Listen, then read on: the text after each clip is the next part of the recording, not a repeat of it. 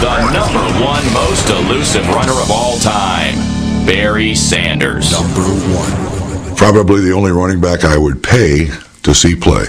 Sometimes you just got to look to the heavens and say, wow. Oh, my gosh, what a run. You almost had to stop what you were doing just to see what Barry's going to do because you know he was going to do something amazing. Oh, that is one of the great runs you'll ever see, folks. That one is a highlight reel special. Barry's my new idol now. I love the way the guy runs. When I grow up, I want to run just like him. I had to probably turn off the brain in certain ways and just, react. It's not always where the play is designed. I was never the type of runner that could run straight through someone. I always had to find another way to get around them. Barry Sanders with a move that Mikhail Baryshnikov couldn't make. We know we got to tackle this guy. One guy, we can't depend on one guy to tackle this guy. We got to corral that little Barry Sanders. Well, there's a lot of that went on.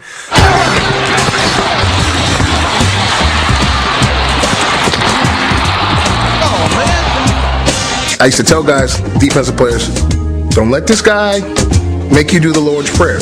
The Lord's Prayer was Barry get in front of you, you try to make a tackle, and you clap your hands and you fall down on your knees.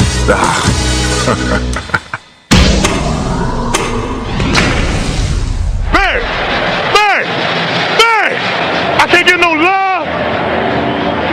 Barry? Not even trash talk could knock Barry off his game. Our #1 most elusive runner averaged 5 yards per carry for his career.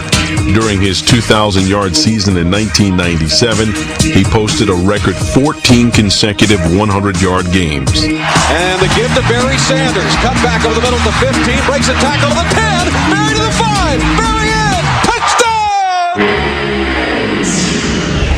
He could freeze you and then beat you, make you stop, and while you were stopping to break down, he was gone.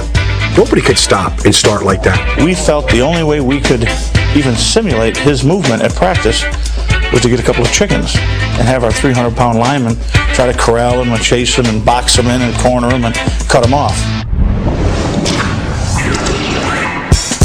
For all his greatness, Sanders was always criticized for two things: never winning a championship and running for the most negative yards in NFL history. There might have been a couple of -3, -5, -2 runs, but it's the Detroit Lions. And Sidney Crawford had too many birthmarks, I guess, too, right? I don't really hold that against him. They did not have an offensive line. These guys were like the worst offensive line in the world. He really never had a real offense. I mean, he was the guy, and he had to, basically run for his life just to make a 4-yard gain. For 10 years, Sanders carried the Lions. By 1998, number 20 was closing in on Walter Payton's all-time rushing record. But then, without warning, Sanders retired. It takes everything in you, really, to be good at it.